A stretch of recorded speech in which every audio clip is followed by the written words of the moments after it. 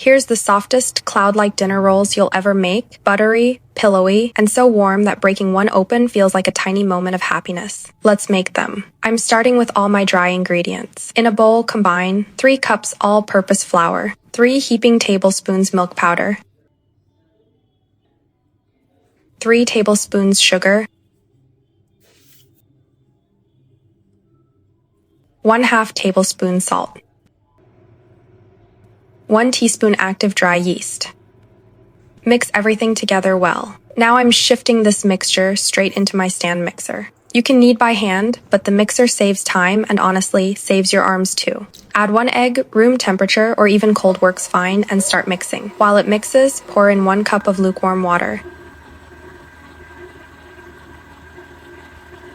Make sure to scrape the sides so everything comes together nicely instead of doing its own boundary nonsense.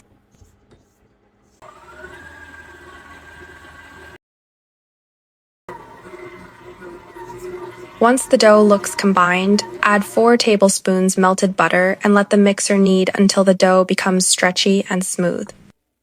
This usually takes about 5-6 minutes.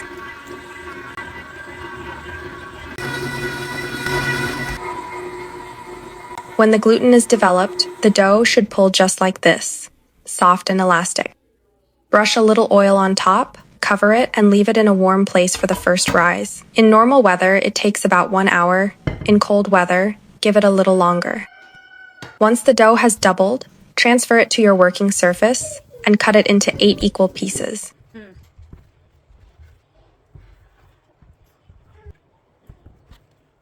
Now gently shape each one into a ball, soft, round, and smooth.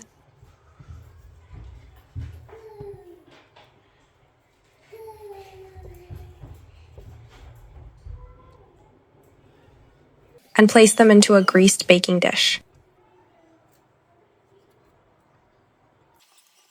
Cover them again and let them rest for the second rise. I kept mine inside the microwave. It's already a warm spot, and 30 minutes is more than enough. Now beat 1 egg plus 2 tablespoons milk to make a simple egg wash and brush this mixture over the rolls. This is what gives them that beautiful bakery-style shine. Bake in a preheated oven at 180 degrees Celsius for 20-25 minutes or until your kitchen smells like heaven and the tops are golden. Just look at that color. Look at that shine. While they're hot, brush them with melted butter because we are people of culture. And that's it. Soft, fluffy, cloud-light dinner rolls ready for your special dinners, weekend gatherings, or honestly, just tea time. Break one open and you'll see how incredibly soft they are inside. If you enjoyed this recipe, don't forget to hit the thumbs up, leave a sweet comment, and subscribe for more cozy, easy baking recipes. I'll see you in the next one. Until then, take care and happy baking.